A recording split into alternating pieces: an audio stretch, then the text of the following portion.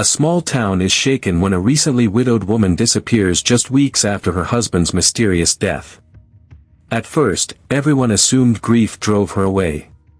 But when investigators dig deeper, they uncover staged suicide notes, altered life insurance documents, and a chilling trail suggesting that the widow wasn't running at all, she was silenced. Before we begin this chilling journey, I want you to pause. Look around.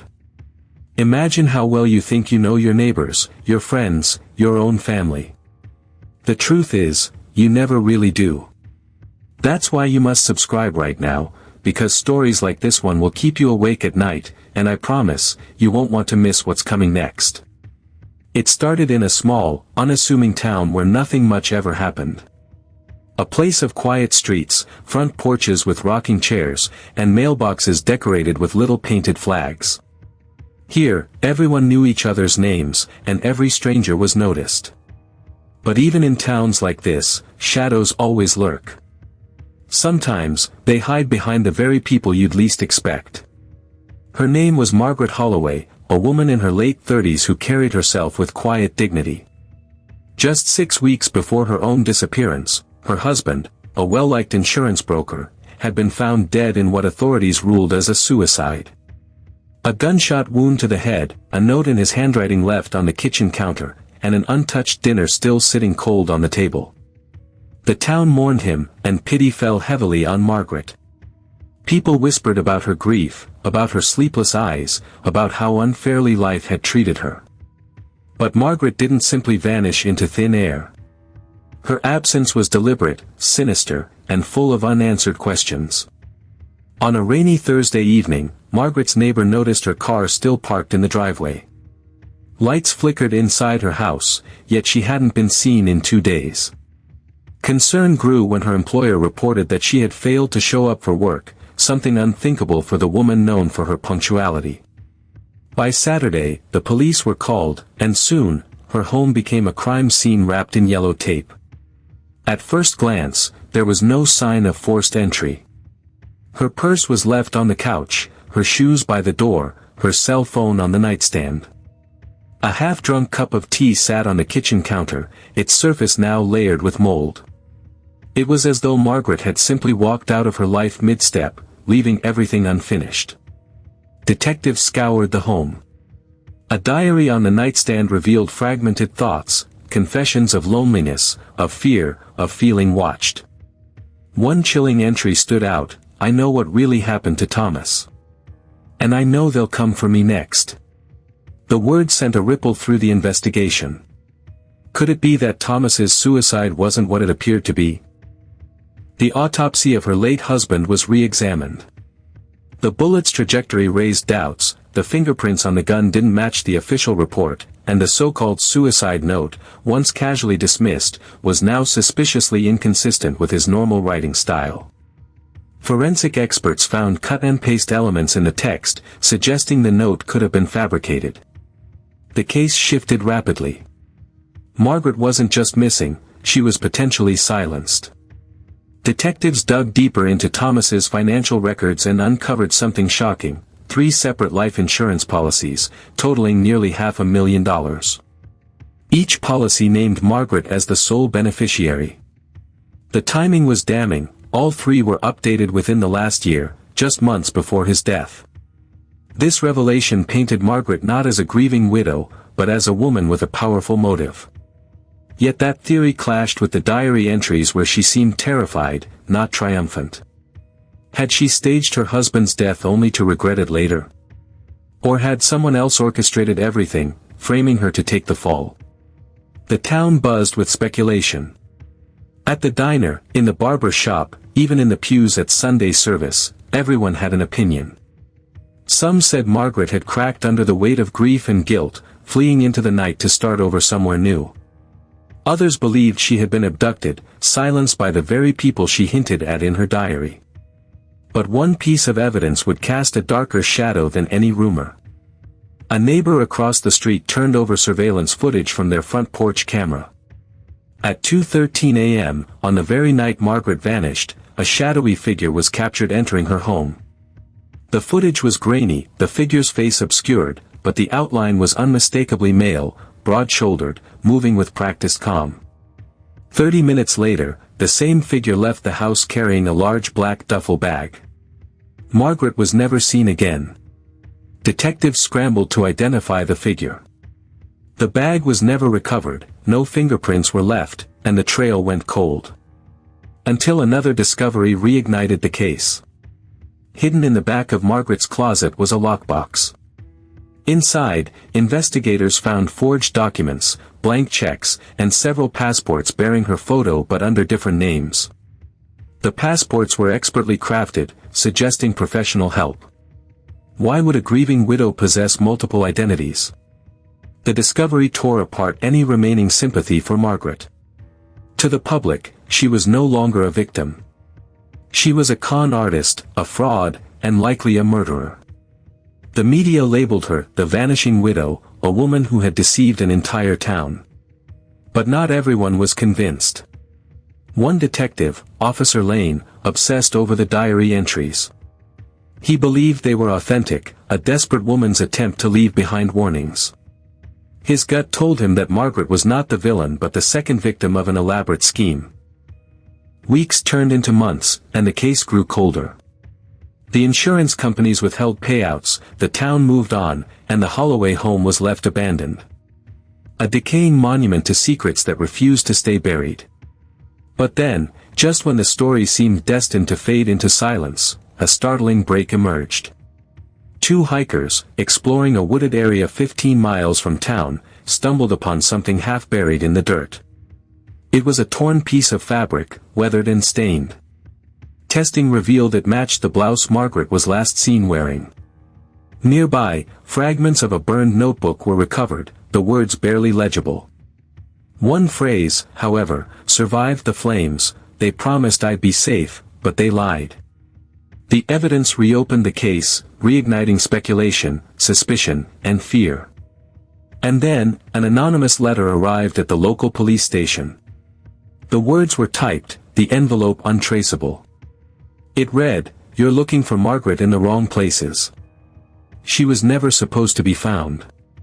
That single message turned the investigation on its head, and left the town with one haunting question.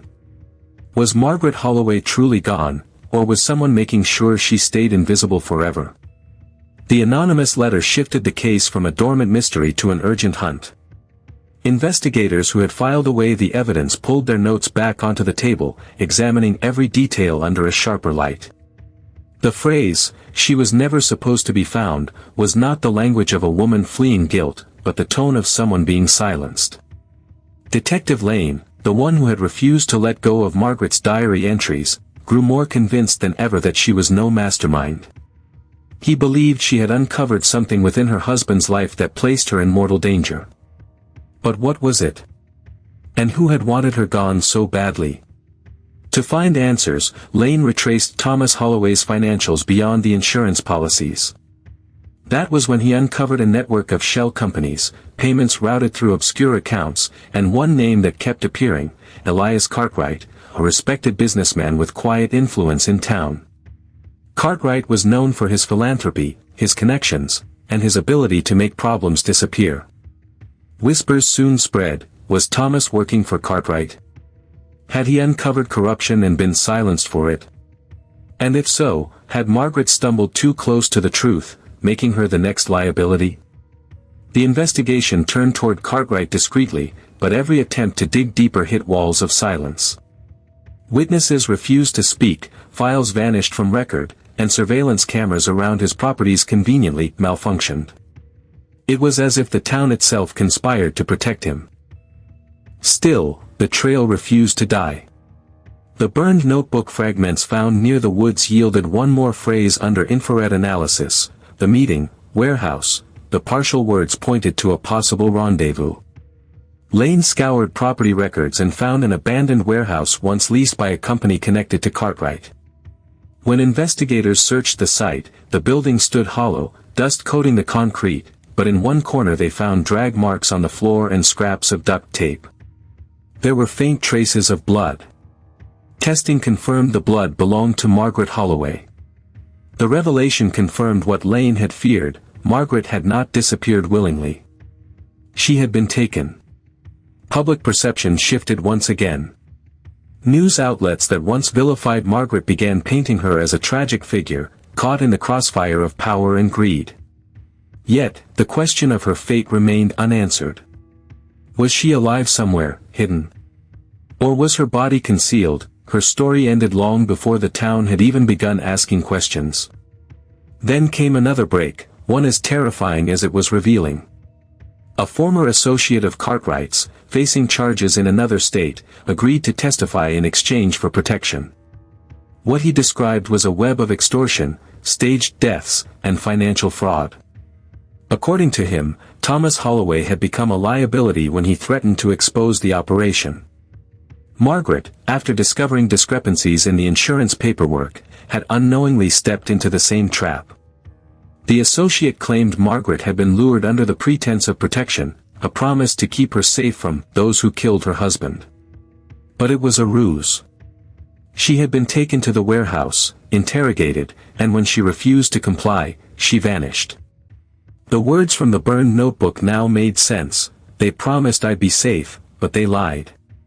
Despite the testimony, no body was recovered. No solid evidence tied Cartwright directly to Margaret's disappearance. Without her remains, prosecutors had little to anchor their case. Cartwright remained untouchable, smiling from the front row at charity galas while the Holloway home rotted in silence. But Detective Lane wasn't ready to let go. Late one evening, while reviewing the porch surveillance footage again, he noticed something overlooked. The duffel bag the figure carried seemed to sag unnaturally, its outline bulky and angular.